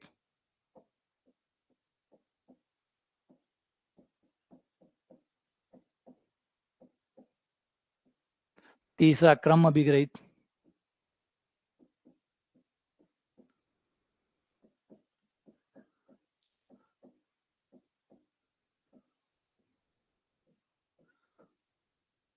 और चौथा पूर्णता अभिग्रहित। ये 4 अभिग्रहित बनाए और ये काफी प्रभावी हुए, क्योंकि इन 4 अभिग्रहित से आप रियल नंबर के सारे आंसर दे सकते हैं। इनसे आप सारे आंसर दे सकते हैं। जैसे मैंने कहा संविधान अब आपके सारे आंसर को दे सकता है कि किसकी जमीन कौन सी है, 2 आदमी लड़ेंगे तो कैसे चेक किया जाएगा कि कौन गलत है कौन सही है, जो गलत है उसको कैसे सजा दी जाएगी। तो संविधान ने अब संविधान पे सवाल पैदा हो सकते हैं बिल्कुल, लेकिन संविधान अब अच्छे से काम कर रहा है, देश को बांध के रखता है। सब देश जो भी लोकतांत्रिक देश है सबके पास है ना, लोकतांत्रिक क्यों, जो लोकतांत्रिक नहीं है संविधान तो उनके पास भी है, उनके पास भी काम करने की कोई तो है। आज सऊदी अरेबिया है, राजाशाही है, लेकिन कानून तो वहां पे भी है, वहां पे भी तो एक संविधान है कि किस लोगों को कैसे बिहेव करना है, उसका संविधान वहां पे भी है। तो चाहे अगर राजतंत्र भी है तो भी तो उसे कोई नियमावली तो बनानी ही पड़ेगी देश को चलाने के लिए, तो वो सब देशों ने बनाई हुई है। लेकिन ऐसा नहीं है कि वो अपने आप में फिक्स है जिन पे सवाल नहीं उठ सकते, सवाल उठ सकते हैं, सवाल हमेशा जगह खाली है। लेकिन जैसे मैंने कहा कि सवाल उठेंगे, जैसे क्रिकेट को ले लो, क्रिकेट के गेम के नियम होते हैं कि भाई ऐसा करने पे आउट होगा, ऐसा करने पर 4 रन माने जाएंगे, ऐसा करने पे 6 रन माने जाएंगे, नियम बनाए हुए हैं ना, उन नियमों पे सवाल उठ सकते हैं, बिल्कुल उठ सकते हैं। लेकिन एक बार नियम मान के खेला तो जा सकता है, नियमों को मानकर खेला जा सकता है, खेल ही रहे, आराम से हार जीत तय हो पा रही है, क्लियरली है, सबको बराबर का अधिकार मिल रहा है खेल में। ऐसा नहीं है किसी के साथ भेदभाव किया जा रहा है, बराबर का अधिकार मिल रहा है, सब खेल रहे हैं, ईमानदारी से खेल पूरा हो रहा है, सब कुछ ठीक से चल रहा है। लेकिन ये नहीं कि वो जो नियम बने हैं वो सबसे बेस्ट नियम बन गए, अब उनसे बेहतर नियम नहीं बन सकते।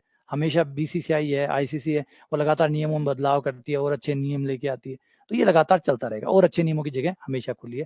लेकिन फिलहाल अपने आप में ये 4 जो अभिग्रहित है, अभिग्रहित को हम कहते हैं एग्जाम। एग्जाम वो चीजें जिन पे सवाल नहीं उठेंगे, जिन पे आप सवाल नहीं उठाएंगे। अगर आप सवाल उठाएंगे तो आप कुछ नया बना लो, है ना, कुछ नया बना लो या इससे और अभिग्रहित, क्योंकि आप अभिग्रहितों को हटा के जो भी लाएंगे वो भी अभिग्रहित ही होगा। आप कभी भी इनको प्रूफ नहीं कर सकते, it can not be proof. इनको प्रूफ नहीं किया, समझो बात को। जैसे मान लो बॉलर है, बॉलर बॉल कराता है, वो विकेट के जाके लग जाती है, तो हम कहते हैं आउट है। प्रूफ करके दो, प्रूफ करो कि बॉल विकेट पे लगना आउट होता है। कोई प्रूफ नहीं है, क्या प्रूफ हो सकता है इसका? क्या प्रूफ हो सकता है? आप भावनाओं में बह के आप कह दो नहीं, आज से विकेट के लगना आउट नहीं होगा, तो चलो प्रूफ करके दो कि विकेट पे न लगना भी आउट नहीं होता, इसको प्रूफ करो। तो ना तो इस बात को प्रूफ किया जा सकता है कि विकेट के लगना आउट है, ना इस बात को प्रूफ किया जा सकता है कि विकेट के लगना नॉट आउट है। तो दोनों ही चीजें नियम है, उनको प्रूफ या डिसप्रूफ नहीं किया जा सकता, उनको बस माना जा सकता है। तो वो है अभिग्रहित। आप अगर अभिग्रहितों को हटाओगे तो उसकी जगह दूसरा अभिग्रहित ही आएगा। अगर आप अभिग्रहितों को हटाएंगे तो उसकी जगह भी अभिग्रहित ही आएगा, उसकी जगह कोई थ्योरम नहीं आ सकती। जैसे मैंने कहा कि आप आईसीआई मतलब आईसीसी जो नियम बनाती है, एक नियम को आप हटाते हो तो दूसरी जगह दूसरा नियम ही लगाएंगे आप। 2 नियम ऐड कर देंगे, 4 निकाल देंगे, या 4 ऐड कर देंगे, 2 निकाल देंगे, यही तो होगा। नियम ही आएंगे, उनको भी प्रूफ नहीं किया जाता। ऐसा नहीं कि ये 10 नियम थे, ये प्रूफ नहीं हो रहे थे, हम 2 निकाल दिए, 2 नियम ऐसे डाल दिए जिनको प्रूफ किया जा सकता है। नहीं, वो अभिग्रहित ही रहेंगे, है ना।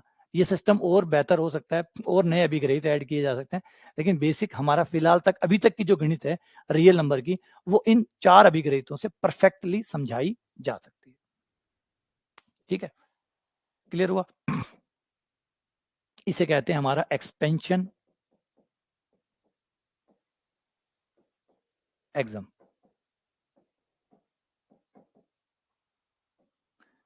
इसको कहते हैं फील्ड एग्जाम। इसे कहते हैं ऑर्डर।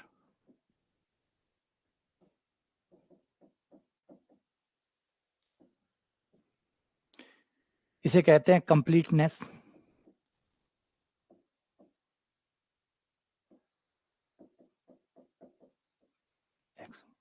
अच्छा, एक बात और याद रखिएगा, क्या इन 4 के अलावा कोई और सिस्टम नहीं बनाया जा सकता जिसमें रियल नंबर को समझाया जा सके? बिल्कुल, बिल्कुल बनाया जा सकता है, बिल्कुल बनाया जा सकता है। ऐसा नहीं है कि यही बस तरीका है रियल नंबर को समझाने का, और भी तरीके हैं, और भी तरीके से चीजों को परिभाषित किया जा सकता है। जैसे पूर्णता विग्रहित है, पूर्णता विग्रहित को डेडिकेंट ने नए तरीके से परिभाषित किया, और डेडिकेंट का जो तरीका था वो ज्यादा अच्छा माना जाता है।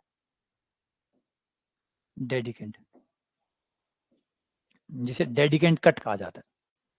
रिचर्ड, इन जो अभी दिखाई दे रहा है आपको, इनका नाम है रिचर्ड डेडिकेंट।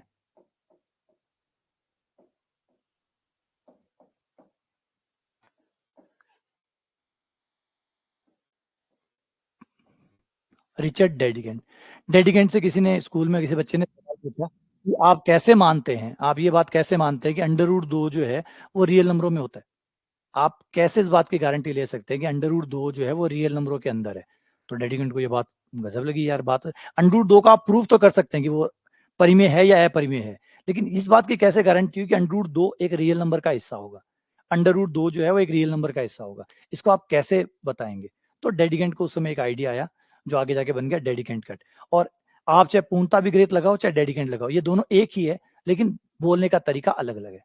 दोनों ने ही अलग अलग तरीके से इस अभिग्रहित को परिभाषित किया। जो पूर्णता विग्रहित है, इसी को एक तो हमने उच्चक और निम्नक की सहायता से किया है, और एक डेडिकेंट के तरीके से। डेडिकेंट ने भी वही चीज, अगर आप डेडिकेंट को मानते हैं तो ये बात सत्य है, ये बात सत्य है तो डेडिकेंट सत्य है, दोनों इसका विकल्प है। ठीक है, तो ये नहीं कि ये एग्जाम सिस्टम लास्ट सिस्टम है, इससे बेटर नहीं हो सकता, इससे और बेहतर भी बनाया जा सकता है। इसमें इसके अभिग्रहितों को रिप्लेस करके और अभिग्रहित भी आ सकते हैं।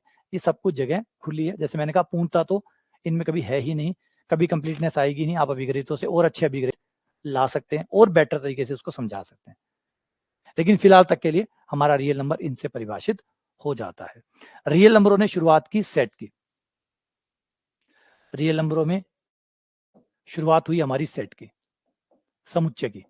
आप चाहे नेचुरल नंबरों को लो, चाहे नेचुरल नंबरों को लो, चाहे रियल नंबरों को लो, चाहे क्यू को लो, ये सबके सब समुच्चय हैं।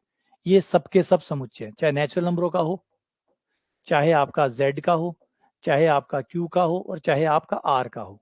अब इन सब पे के करके बात करेंगे आगे। अभी लेक्चर होगा, उस लेक्चर में सारे अभिगणितों पे एकदम तसल्ली से बात करेंगे, पूरा समझाने की कोशिश करूंगा कि कैसे ये आपके हर सवाल का जवाब देंगे।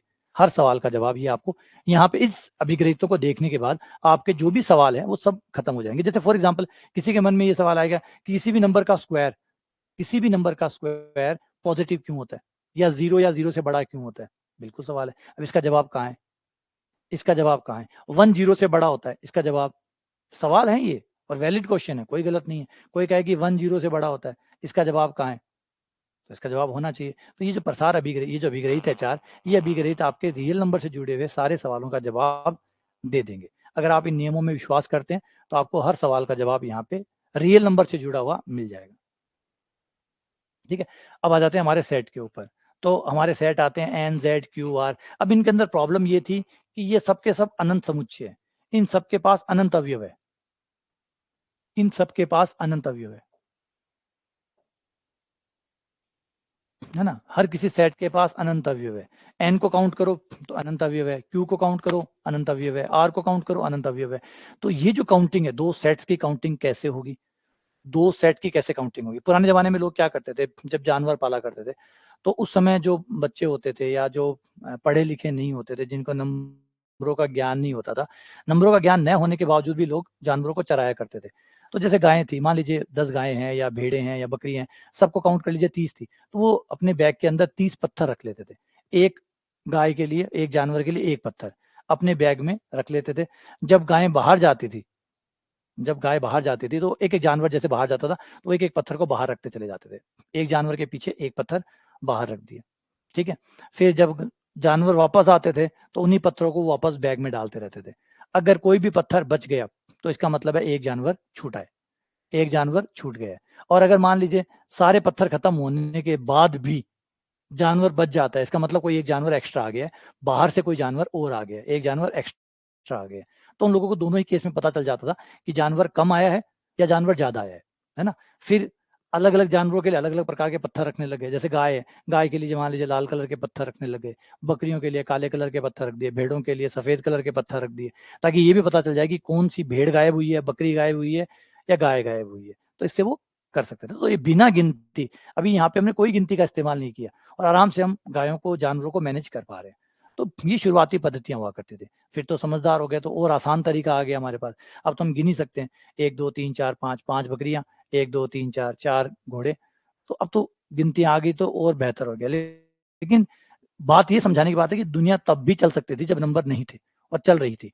फिर क्या हुआ, नंबरों के आने से दुनिया और आसान हो गई, आराम से हम चला पा रहे हैं, ज्यादा आसानी से, ज्यादा आसानी की तरफ दुनिया बढ़ रही है, और बढ़िया और बढ़िया और बढ़िया, है ना।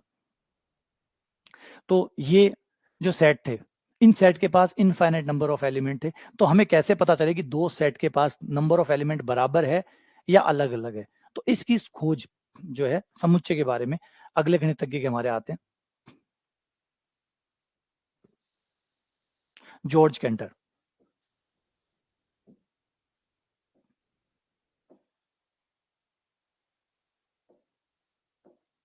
हमने रियल नंबर का सेट तो बना लिया, लेकिन अभी भी इसके अंदर प्रॉब्लम थी।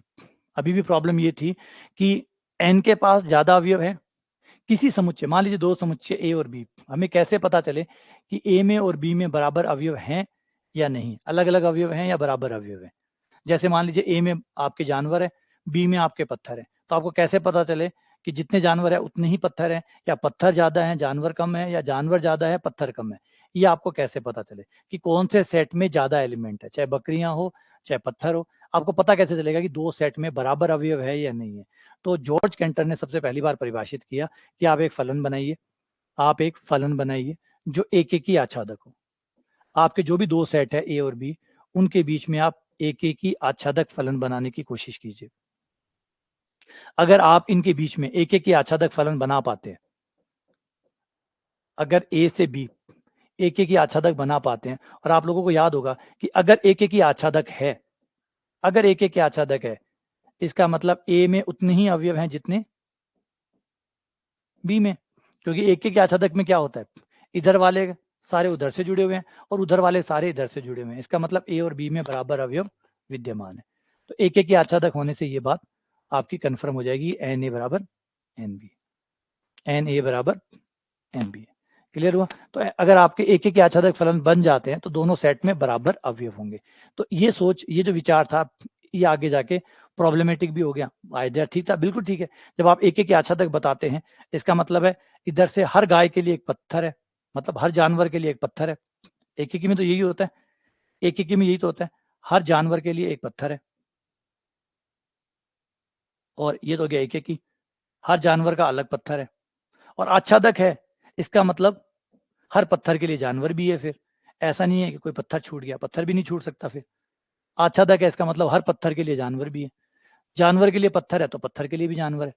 तो इसका मतलब दोनों साइड से कनेक्ट हो गया और इक्वली कनेक्ट हो गया। इसका मतलब ए में अवयवों की संख्या बराबर बी में अवयवों की संख्या होगी।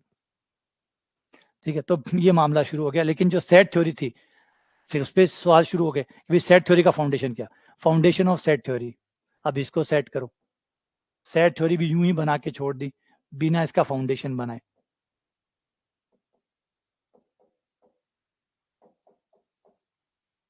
फाउंडेशन ऑफ सेट थ्योरी, जो आपने सेट बनाए हैं उसके नियम क्या होंगे, है ना। सेट थ्योरी के फिर शुरू हो गया कि भी सेट थ्योरी का जो फाउंडेशन है, जैसे रियल नंबरों का कोई फाउंडेशन नहीं था, ऐसे ही सेट थ्योरी भी, क्योंकि पहले कोई नियम होता ही नहीं है यार। शुरुआत में जब चीजें बनती है तो बनती चली जाती है, फिर जब बन जाती है एक समय आता है तब हम कहते हैं अरे अब नियम सेट करो, समय आ गया नियम सेट करने का। अब अगर यूं ही चलता रहा तो बिगड़ जाएगा। जैसे इंटरनेट को देखिए, अभी इंटरनेट के लिए कोई नियम नहीं है। आज आप इंस्टाग्राम यूज करो, फेसबुक यूज करो, क्या बोल रहे हो, तो थोड़े बहुत कानून बनाए हैं, लेकिन अभी भी जो फील्ड है, ये अभी भी पूरी तरीके से कंट्रोल नहीं किया गया, नियमों में नहीं बंधा हुआ। बाकी आप सब जगह देखिए, दुकान भी कोई चला रहा है तो नियम बंधे हुए हैं उसके पास, है ना। लेकिन इंटरनेट पे भी कोई नियम नहीं है, सब कुछ ऐसे ही चल रहा है। क्या गलत है क्या सही है, उसकी अभी प्रॉपर परिभाषा नहीं है। लेकिन क्योंकि शुरुआत में नियम आता है और एक समय आता है जब लगता है सरकारों को कि भाई अब नियम सेट करने का टाइम आ गया, अब नियम सेट करो वरना मामला बिगड़ जाएगा, तो वो समय आता है। वैसे ही सेट थ्योरी है, शुरुआत में आती गई, फिर एक मौका आया कि भाई अब आ जाओ इसके नियम सेट करते हैं। फिर नियम सेट हुए, वही सेट थ्योरी का भी एक पीरियड आया जब सेट थ्योरी पे सवाल उठे और सेट थ्योरी का समय आया कि भाई अब इसको भी फाउंडेशन दो। फिर काफी लोगों ने मेहनत की, लेकिन फाइनली अभी भी सेट थ्योरी का एक मुकाम तक हमने पहुंचा दिया। जैसे हमने रियल नंबर को एक मुकाम पे पहुंचा दिया, वैसे ही हमने सेट थ्योरी को भी एक मुकाम तक पहुंचा दिया है। लेकिन फिर से वही सवाल नहीं उठेंगे, बिल्कुल उठेंगे। जगह खाली है, बिल्कुल जगह खाली है। लेकिन हमने एक जैसे संविधान बना के एक हद तक हमने जीत प्राप्त कर ली है, वैसे ही गणित में भी हमने एक संविधान बना लिया सबका। सेट थ्योरी का भी बना लिया, प्लस रियल नंबर का भी बना लिया, और एक संविधान बना लिया कि भाई अगर कोई सवाल पूछे तो वहां जाके अपने उत्तरों को देख सकता है। लेकिन इसका मतलब ये नहीं कि जहां वहां के उत्तर देख सकता है उस लाइब्रेरी पे सवाल नहीं उठेंगे, उस लाइब्रेरी पे भी सवाल उठेंगे और लोग आएंगे मैथ्स को और तरीके से ढूंढेंगे और बनाते चले जाएंगे। तो ये है हमारा रियल नंबर सिस्टम। बड़ा थ्योरी का लेक्चर था आज, है ना, क्योंकि एक्चुअली ये थ्योरी है। जो आप इसमें पढ़ने वाले हैं इसमें सवालों की जगह नहीं है, इसमें थ्योरी ही आएगी। जो भी आएगा वो आप थ्योरी ही पढ़ेंगे, सारी की सारी चीजें यही चलने वाली है। तो समझ में आई ये बात?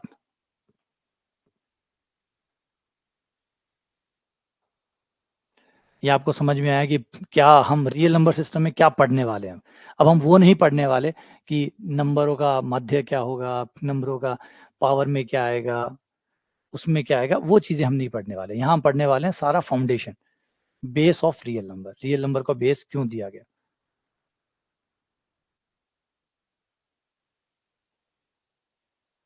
है ना। तो ये है कमाल की बात कि भाई कैसे चीजें खड़ी हो गई, कैसे मामले खड़े होते चले गए। और अभी भी बड़ा बात ये है, अभी भी बहुत अच्छी चीज ये है, मैंने जैसे मैं था और अपने रिसर्च के दौरान था, मुझे बहुत सारे फील्ड एक्साइटेड लगते थे। और सबसे बड़ा एक्साइटेड ये लगता था कि कभी आप जाकर उस पे काम करें, उस बेस पे काम करें। जैसे 1+1 का प्रूफ है, ये मुझे बहुत एक्साइटमेंट लगते थे। 1+1 बराबर 2 होता है।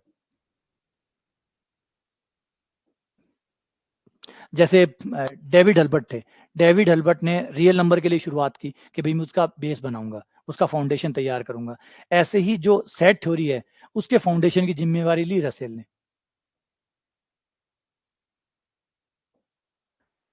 रसेल ने रसेल ने इसकी धज्जियां उखेड़ी और रसेल ने इसकी जिम्मेदारी लेने की कोशिश की कि मैं इसका फाउंडेशन सेट करूंगा। रसेल जो थे वो एक मैथमेटिशियन थे, लॉजिशियन थे। अजीब बात ये लगती है, Russell one of the best, एक तरह से जो होता है ना, एक खुले विचार वाला प्लस एक लॉजिकल दिमाग वाला। रसेल बड़े लॉजिकल दिमाग वाले थे। आप अजीब बात लगेगी आपको कि रसेल को जो नोबेल प्राइज मिला हुआ है, और नोबेल प्राइज किसमें मिला? लिटरेचर में। बंदा मैथ्स का है, इनाम जीता लिटरेचर में। और क्यों मिला? क्योंकि इनके द्वारा जो लिखा हुआ चीजें थी, जो इन्होंने लिखा, वो विज्ञान के बारे में लिखा, गणित के बारे में लिखा, लेकिन लिखा लॉजिक। उन्होंने एक अलग साहित्य क्रिएट किया, लॉजिकल, तार्किक साहित्य। एक ऐसा साहित्य तैयार किया जिसमें तर्क थे, जिसमें तार्किक थे। उन्होंने बहुत सारी ब्रांचेस को खुले चैलेंज किए, चुनौतियां दी, बिगेड़ा। जैसे सेट थ्योरी है, सेट थ्योरी मैंने आपको बताया था, जब मैंने सेट थ्योरी पढ़ाई थी मैंने, तब मैंने कहा था कि रसेल ने एक बार इसमें दिखाया कि देखो अब आप ये रहा सेट, इस सेट को बना के दिखाओ, और आप नहीं बना पाओगे क्योंकि आपकी सेट की परिभाषा बड़ी कमजोर है। वो मैंने सेट थ्योरी में पढ़ाया हुआ है, रसेल पैराडॉक्स। रसेल ने कैसे इसकी सेट थ्योरी की कैसे धज्जियां उखेड़ी और कैसे वो मामला अटक गया। फिर रसेल ने इसको ओपन रखा कि भाई कोई आओ उसको संभालो। फिर काफी सारे गणितज्ञ आए जिसमें दो फेमस गणितज्ञ थे, एक तो जमेलो, एक फ्रैंकल। जमेलो और फ्रैंकल ने इस सेट थ्योरी को एक नया मुकाम दिया और उन्होंने जेड बनाया। जेड फ्रैंकलो, और सी का मतलब है choice of, C for choice. यहाँ पे आपका चॉइस होगी, वो थोड़ा गंभीर है, उसके बारे में बात करेंगे तो बहुत लंबा चला जाएगा। जेड लेके आए, और जेड ने उन्होंने रसेल का जो पैराडॉक्स था उसको सॉर्ट आउट किया और सेट थ्योरी को एक सही हिसाब में बना दिया कि अब सेट थ्योरी एटलीस्ट जल्दी से बिखरने वाली तो नहीं है। तो हमेशा इतनी मजबूत बन जाए ये तो संभव नहीं है, लेकिन क्योंकि वो तो इनकम्प्लीटनेस थ्योरम बनने ही नहीं देगी, इतना मजबूत तो कभी नहीं बनने देगी, लेकिन इतना जरूर बना दिया कि भाई बेसिक काम एक बार अच्छे से आपका हो ही जाएगा। और ये थे रसेल। फिर रसेल ने थे, और रसेल ने ही अपना लगभग 450 से ज्यादा पेजेस के अंदर, 450 से ज्यादा पेजेस में ये प्रूफ करने की कोशिश की कि 1+1 2 होता है। और अब आप कहोगे 1+1 2 तो होता है, तो कोई लिख के ही प्रूफ कर सकता था, लेकिन रसेल ने जो प्रूफ किया वो था बेसिक से, लॉजिक से, सिर्फ तर्क की सहायता से प्रूफ करें कि 1 और 1 2 होता है। तो उनकी पूरी किताब में जो प्रूफ किया हुआ है, उनके साथ एक मैथमेटिशियन और थे, इन दोनों ने मिलकर लगभग 450 पेजेस में वो शायद किताब हुई है। और उस 450 किताब में उन्होंने एकदम बेसिक फंडामेंटल लॉजिकों का इस्तेमाल करके ये प्रूफ की कोशिश की कि 1 और 1 2 होता है। अजीब लगेगा क्योंकि आप एडवांस मैथ से तो आप बहुत जल्दी प्रूफ कर सकते हैं, आप कहते हैं 1 और 1 2 होता है, जानता हूं मैं, बात खत्म। लेकिन इन्होंने जो प्रूफ किया था वो तर्क था, पूरे तरीके से तर्क, जिसपे कोई सवाल ना उठा सके। और 1 और 1 2 हो जाए, अगर 1 और 1 2 हो गया तो फिर 2 और 1 3 भी हो जाएगा, फिर आगे सब कुछ आसान हो जाएगा। तो उन्होंने जो गणित का जो मैंने अभी बताया था ऊपर आपको, ये वाला, ये जो पार्ट था, ये अभिग्रहित, इन अभिग्रहितों में से न्यूनतम अभिग्रहित जितने कम हो सकते हैं उतने कम अभिग्रहित, वो अभिग्रहित जिनसे कोई चुनौती पैदा ना हो, एक दूसरे को काटे नहीं, ऐसे इनमें से भी थोड़े से अभिग्रहित उन्होंने यूज किए, कम से कम, न्यूनतम से न्यूनतम अभिग्रहित, और वो भी वो जो एक दूसरे को काटते ना हो, ऐसे अभिग्रहितों का इस्तेमाल करके ये प्रूफ करने की कोशिश की कि 1 और 1 2 होता है। तो ये कमाल था, और किताब बड़ी फेमस है और अभी भी अवेलेबल है, 1+1 = 2। तो ये हमारी मैथ्स का रियल नंबर सिस्टम है। कल हम इन सब के बारे में एक एक करके बारीकी से पढ़ेंगे। पहला हमारा होगा प्रसार अभिग्रहित। ठीक है, ये आपके सारे सवालों के जवाब देने के लिए अपने आप में पर्याप्त होंगे।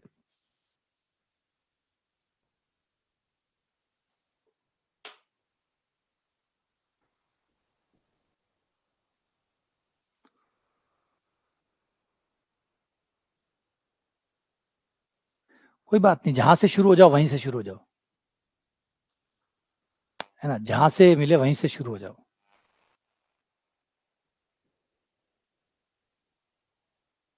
हाँ, तो हो सकता है कि आज शायद नेटवर्क प्रॉब्लम रही हो, तो आप इसका जो अभी रिकॉर्डिंग आ जाएगी, रिकॉर्डिंग देख लेना।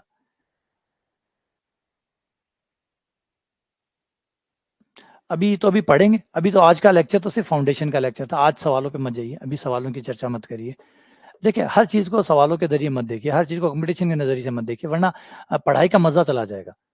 वरना पढ़ाई का और और पढ़ाने का दोनों का मजा चल जाएगा। अगर हम अपने आप को सीमित कर लेंगे, अगर हम सब इतना ही करेंगे कि भैया पेपर में क्या आएगा वो पढ़ूंगा, तो हम बहुत लंबे समय तक नहीं पढ़ पाएंगे, क्योंकि चीजें इंटरेस्टिंग पहले होती है, तब वो चीजें लंबी जाएगी।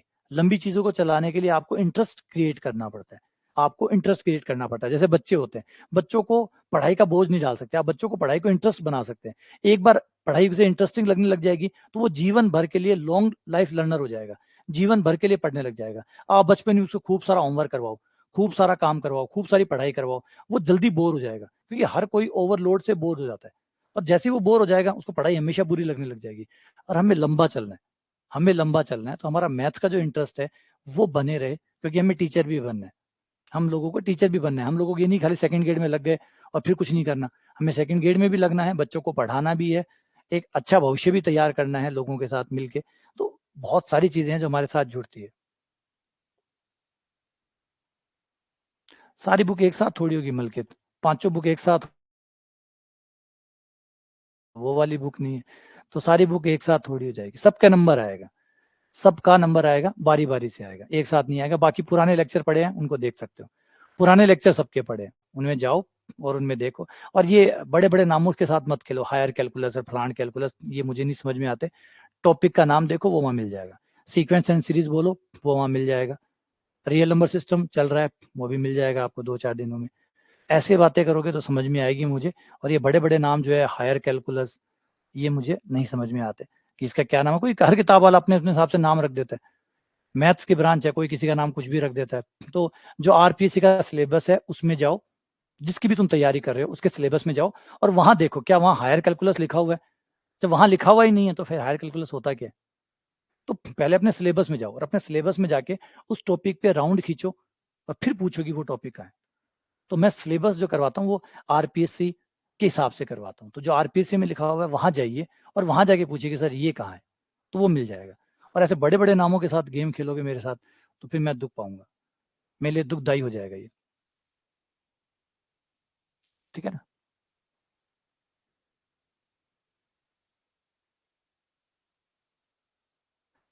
चलो मिलते हैं आप लोगों से।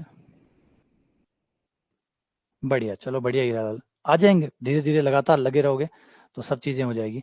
चलो कल इसके बारे में आगे पढ़ेंगे, कल इसके अभिग्रह जो अभिग्रहित है इन सबको पढ़ेंगे और फिर इनको आगे बढ़ाएंगे। और रियल नंबर सिस्टम को अभी थ्योरी चलेगी, इसकी अभी थ्योरी चलेगी। उम्मीद कर रहा हूँ कि आपको धीरे धीरे सब ठीक हो जाएगा, लगे रहो सब ठीक हो जाएगा। ये कोई वैसा कुछ नहीं है कि आप लोग ये सोचे कि कमजोर हो। कमजोर आप तब तक होते हो जब तक आप मेहनत नहीं करते। जब आप मेहनत करने लग जाते हो तो आप बेहतर होना शुरू हो जाते हो। जैसे जैसे आप मेहनत करते हो, आप आज से थोड़ा बेहतर कल, कल से थोड़ा बेहतर परसों, परसों से थोड़ा बेहतर अगले दिन, हर दिन आप थोड़ा थोड़ा थोड़ा थोड़ा अच्छा होते चले जाते हो। और फाइनली एक दिन आता है जिस दिन वो आपको दिखने लग जाता है कि मैं अच्छा हो गया, मैं अच्छा हो गया हूँ। बस वही होगा, धीरे धीरे सब कुछ अच्छा हो जाएगा, लगे रहोगे तो। कोई भी ऐसा नहीं है जो अचानक ही अच्छा हो गया। एक रात सोया और किसी ने हाथ फेरा, दूसरे दिन सुबह उठा मुझे सब कुछ आता है, ऐसा कभी नहीं होता फिल्मों को छोड़ के। हकीकत में आदमी हर दिन थोड़ा थोड़ा थोड़ा थोड़ा इंप्रूव होता है। पेड़ को देखें, पेड़ पेड़ हो जाता है, पौधे से पेड़ बन जाता है ना। एक बीज होता है, एक बीज से वो लगभग 10 फुट 15 फुट लंबा पेड़ बन जाता है एक दिन में। क्या एक दिन में वो पेड़ बना? क्या एक दिन में उसमें फ्रूट आ गए, जो फल लगे हैं क्या वो एक दिन में आ गए? नहीं, साल लगे हैं उसको। तो वही टाइम है कि हर किसी को समय लगता है। ठीक है, चलो मिलते हैं आप लोगों से।